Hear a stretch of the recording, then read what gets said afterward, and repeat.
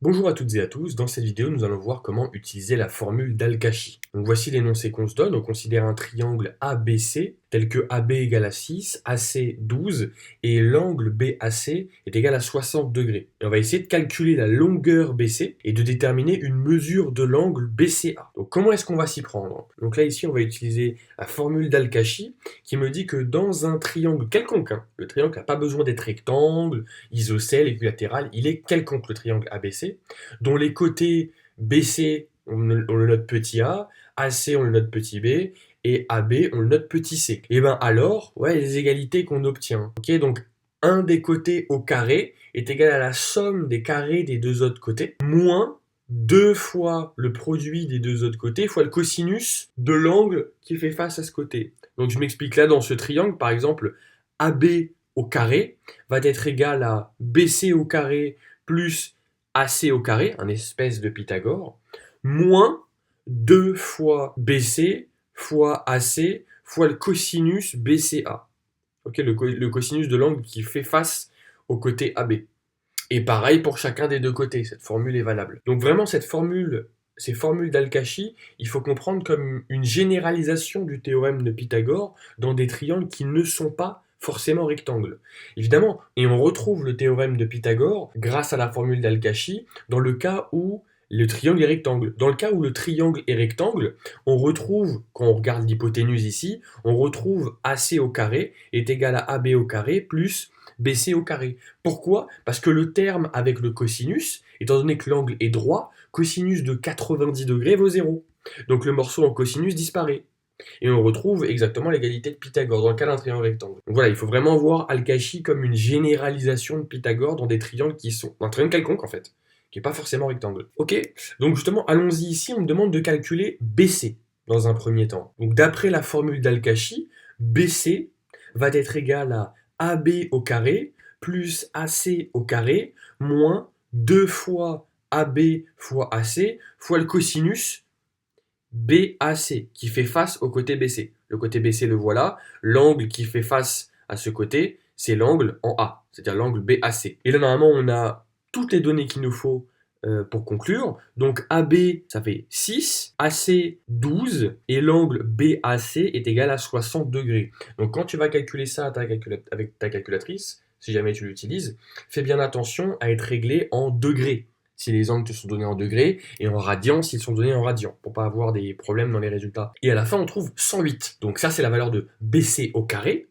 qui vaut 108. Donc en appliquant la racine carrée, on trouve que BC est égal à racine de 108, et après simplification, est égal à 6 racine de 3. Ok, donc ça c'était pour le calcul de BC. Maintenant, il faut déterminer une mesure de l'angle BCA. On va pouvoir utiliser la formule d'Al-Kashi qui met en avant l'angle BCA. Donc on obtient AB au carré est égal à AC au carré plus BC au carré, moins 2 fois AC fois AB, fois BC, fois le cosinus BCA. Donc il y a une formule pour chaque côté. Et donc là, en regardant la formule pour le côté AB, pourquoi est-ce qu'on regarde la formule pour le côté AB? Parce que l'angle qu'on cherche à mesurer, l'angle BCA, la formule qui va faire ressortir le cosinus de cet angle, c'est la formule pour laquelle on regarde le côté qui fait face à cet angle, c'est-à-dire le côté AB. Donc voilà la formule qu'on obtient. On remplace toutes les quantités par ce qu'elles valent. Donc AB, je remplace par 6.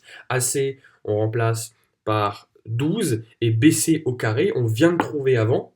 C'est pour ça qu'il faut faire dans cet ordre. On vient de trouver que BC au carré est égal à 108.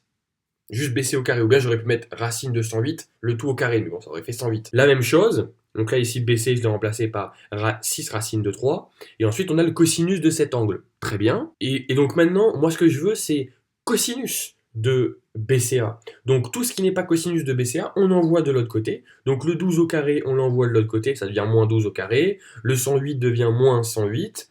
Et ensuite, toute cette quantité, étant donné que c'est un produit, on va diviser par tout ça. On va diviser par 2, par 12 et par 6 racine de 3. Et donc après calcul, après simplification, on obtient cos BCA est égal à ceci, qui me donne après simplification, racine de 3 sur 2. Donc ça c'est le cosinus de BCA qui est égal à racine de 3 sur 2. Soit avec la calculatrice, on peut dire que l'angle BCA est égal à arc cos de racine de 3 sur 2, ou bien juste par la connaissance du cercle trigonométrique et du cosinus, on peut savoir, étant donné que l'angle ici est positif, hein, on peut retrouver la valeur de l'angle BCA. On peut se demander quel angle a un cosinus qui vaut racine de 3 sur 2. Et bien ça, c'est pi sur 6. Il y a soit pi sur 6, soit moins pi sur 6. Mais étant donné que l'angle ici est positif, ça va être plus pi sur 6 en radian, mais étant donné que depuis tout à l'heure on donne les angles en degrés, on va pas écrire pi sur 6, mais plutôt 30 degrés. Ok? Donc ici, l'angle BCA est égal à 30 degrés. Donc non seulement les formules d'Al-Kashi permettent dans un triangle quelconque, de retrouver une troisième longueur en connaissant les deux autres longueurs et l'angle qui lui fait face, mais on peut aussi retrouver la mesure d'un angle. Donc maintenant, à toi de jouer, on considère un triangle DEF avec EF qui est égal à 5, DF qui est égal à 6, et l'angle EFD qui est égal à 60 degrés. Et ici, on demande de déterminer la longueur DE. De la même manière, ici, il n'y a pas de visuel, mais je t'invite dans ce genre d'exercice à faire à main levée un petit dessin, un petit triangle pour pouvoir fixer les idées.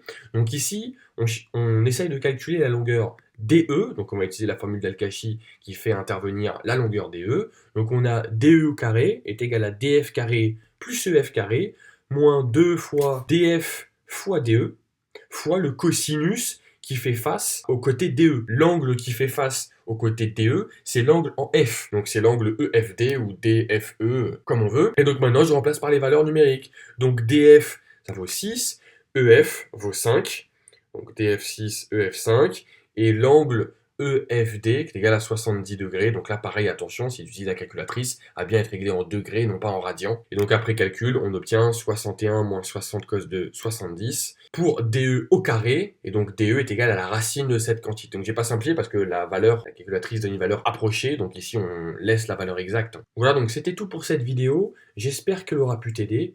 Bon courage dans tes révisions et à bientôt.